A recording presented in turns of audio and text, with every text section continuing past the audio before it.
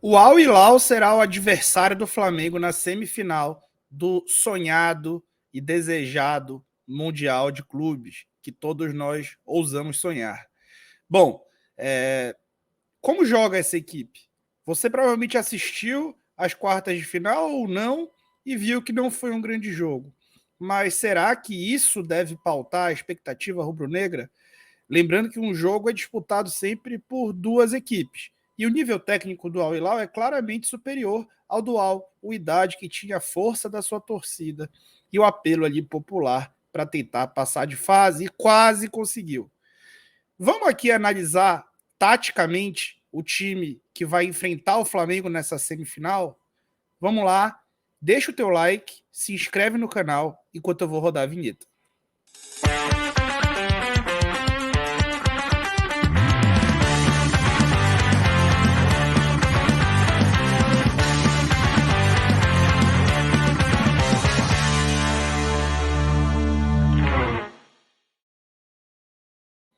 Antes de começar, eu queria deixar dois recadinhos muito rápidos, eu prometo ser breve. Bom, primeiro, eu queria lembrar vocês de que eu tenho um clube de membros. O clube de membros do Falso 9, ele além de fomentar o meu trabalho e ajudar para que eu tenha mais disponibilidade e recursos para conseguir fazer as minhas análises, ele também tem a contrapartida de escutar os meus comentários ao vivo, táticos, durante os jogos. E eu vou comentar esse jogo, lógico, todos os jogos da temporada têm comentários táticos no grupo de Telegram exclusivo aos membros. Quer fazer parte desse time? Tem 3 níveis lá, todos têm os mesmos benefícios, mas a diferença é o quanto você pode ou quer contribuir a mais com o meu trabalho. Então, eu deixo aí na descrição do vídeo esse recado aí para você, caso você possa. Outro ponto, eu queria pedir para vocês que se inscrevam num projeto que eu tenho muito legal, que está até rolando aqui embaixo no vídeo, que é o projeto do Falsa Prosa. O Falsa Prosa é um podcast meu, junto com o influenciador digital Tosa Flá, que você certamente conhece. Lá a gente já recebeu o Mauro César, o Fabrício Kika, o Bernardo Ramos. A gente está sempre batendo papo toda segunda-feira às 20 horas no YouTube ao vivo ou no seu agregador de podcast favorito. Então se inscreve lá, tanto no teu agregador quanto no YouTube. Vou deixar o link aqui na descrição do vídeo. E vamos falar do Al Hilal, né? Quase que eu falo Al Wydad também. O jogo foi decidido no final, então esse erro dá para passar batido. O Al Hilal, ele é mais do que você imagina a respeito de opções, né, de elenco. Ele é um time realmente forte. Você deve estar lembrando do Michael, do Cuéllar, mas é mais do que isso. Mas vamos falar como ele joga. Bom, o Al Hilal, primeiro aspectos aí históricos, ele é um clube novo, tem 65 anos. O futebol na Arábia Saudita não é tão antigo como no Brasil. Foi fundado em 57. O nome Al Hilal significa lua crescente. E o apelido do time pelos torcedores é o Patrão. Ele é conhecido popularmente como o Clube dos Príncipes e tem a maior torcida do país. É o time que tem mais títulos nacionais e internacionais na Arábia Saudita e foi 8 vezes campeão da Champions da AFC, que é, digamos, a Libertadores deles, que onde eles são atuais campeões, senão não estariam no Mundial.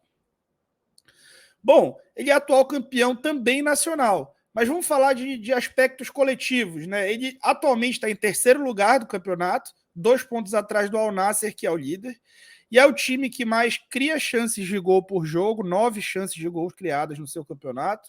É o time que mais finaliza certo por jogo, 6 vezes por jogo. É o time que tem o maior número de passes por jogo, ele troca 535 passes por jogo em média. É um time bem retentor ali na sua liga. Ele tem o maior número de passes-chave por jogo, 6 passes-chave por jogo.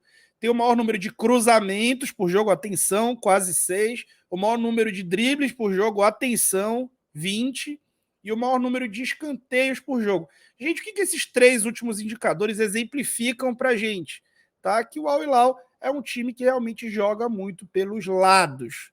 Ele tem uma força muito grande em 1 contra 1, que vocês vão ver na análise também mais aprofundada a seguir aí. Deixa o teu like, não te esquece aí.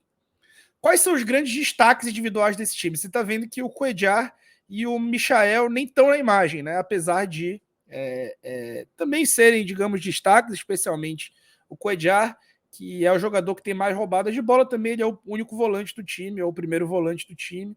O Michael já é um dos jogadores que mais dribla, mas não é o que mais dribla.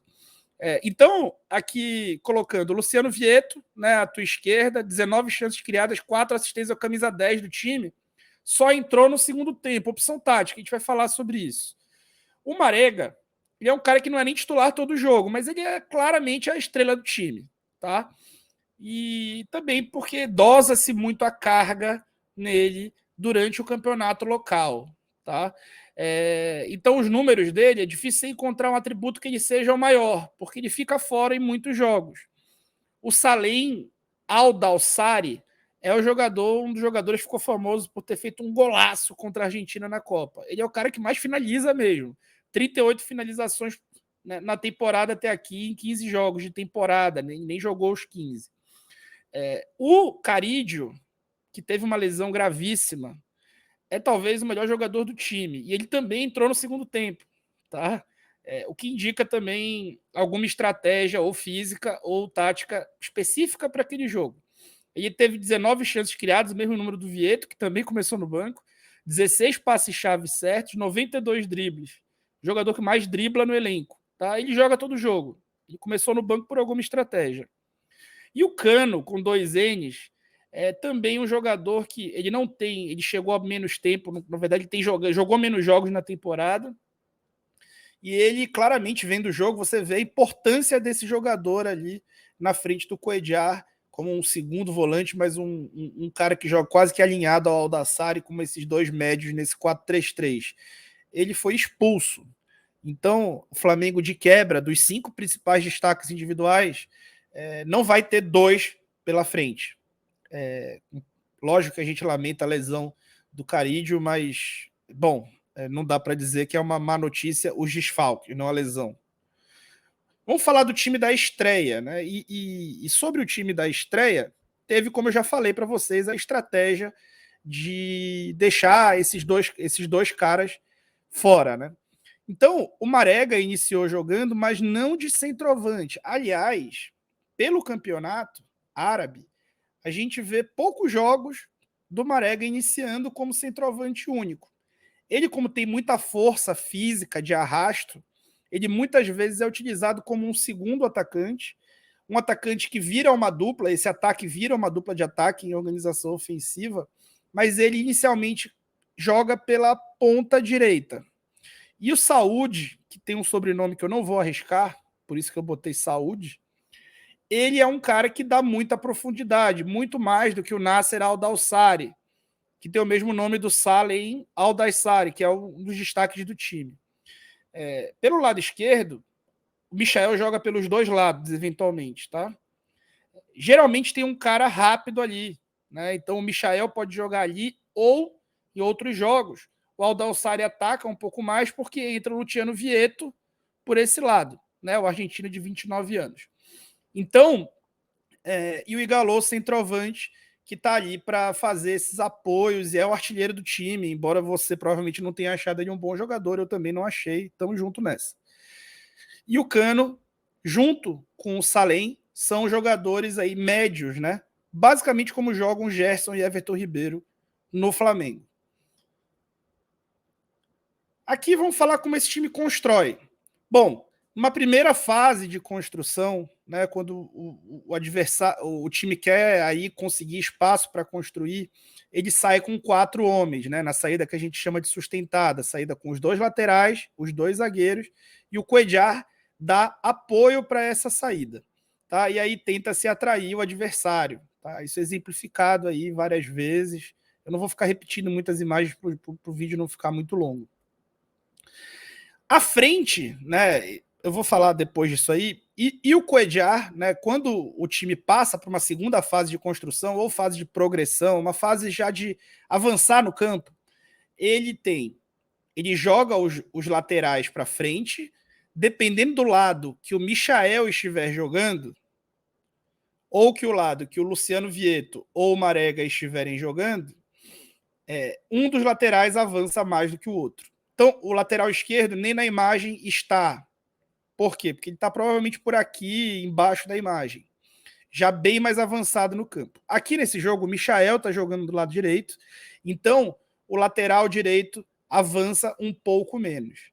À frente dessa saída de 3, que tem o Cuéllar como o central dessa saída de 3, o Cuéllar, que apesar de ser um bom jogador, digamos que ele não é o melhor jogador para fazer isso, né? Tanto que no Flamengo que fazia o Arão, que é bem melhor que ele nessa distribuição, fica atrás de um triângulo de meio, tá? Um triângulo do bico para baixo, aonde fica um volante, aqui é o Cano, e 2 médios, né? Como eu mostrei para vocês, os 2 médios que foram nesse último jogo, o próprio Cano e o Aldalsari. Então aqui mais um exemplo desse triângulo muito bem formado, e aí de novo, vejam como de um lado a gente tem um ponta já posicionado, espetado para atacar a profundidade, e do outro lado nesse jogo estava o Marega. Então o Marega ele centraliza.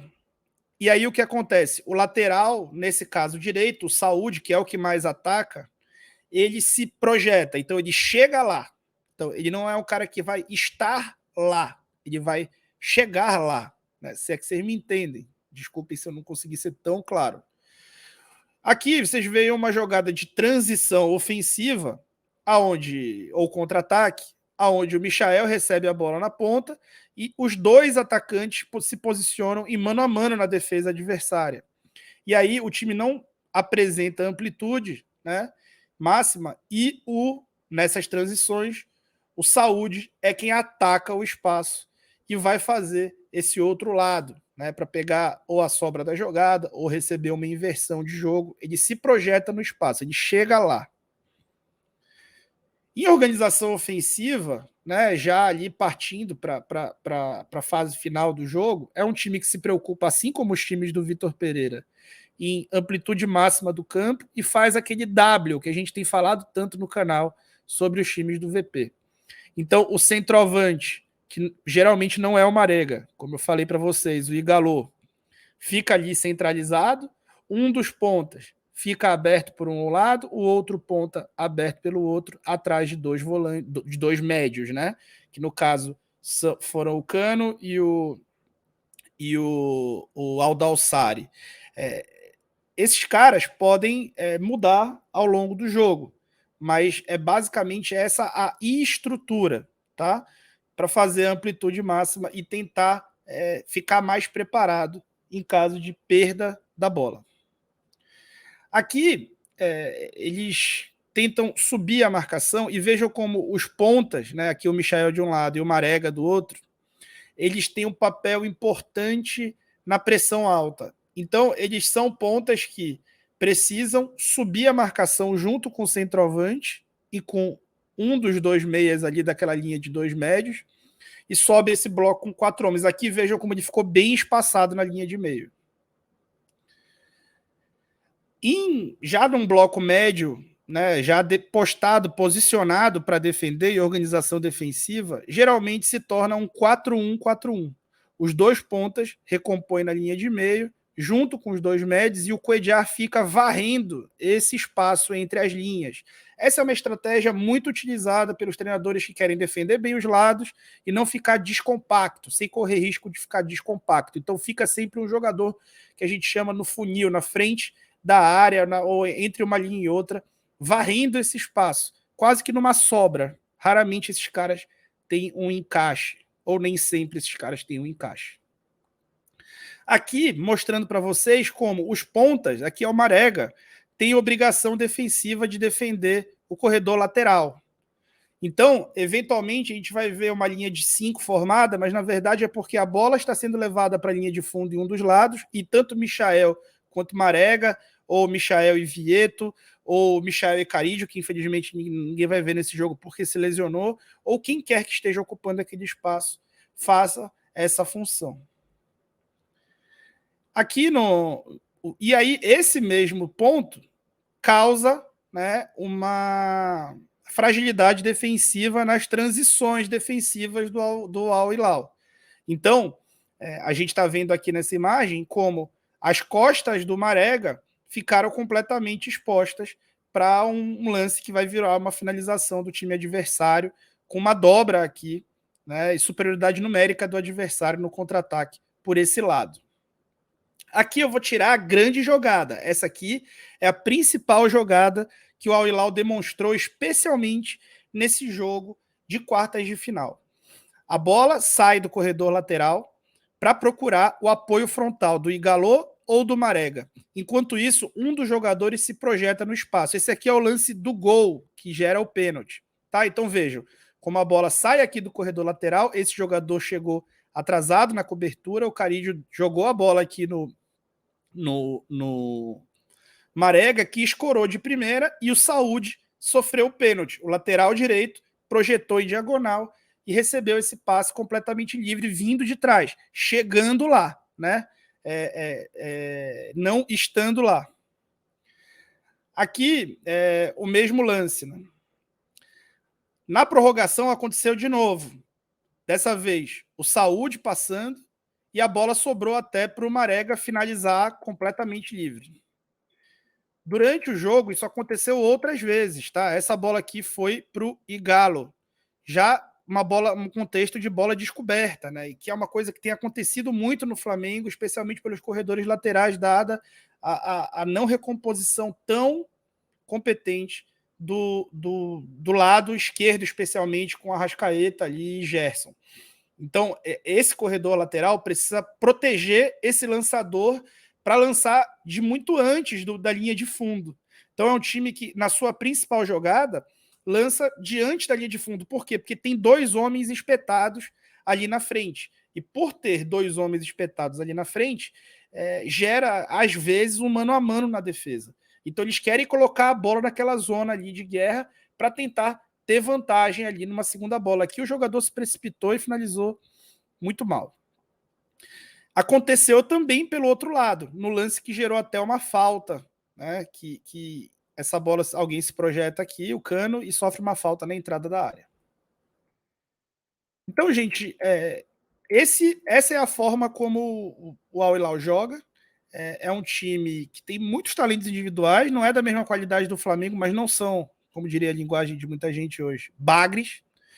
E é um time que precisa ser respeitado. Já não foi fácil em 2019 e não tem motivos para achar que uma estreia será fácil, muito menos contra um time que tem caras como o Marega, né? Que tem esse poder físico.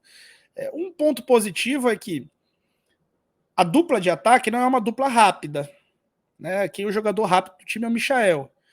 Então, assim, os zagueiros vão estar mais encaixados numa marcação física.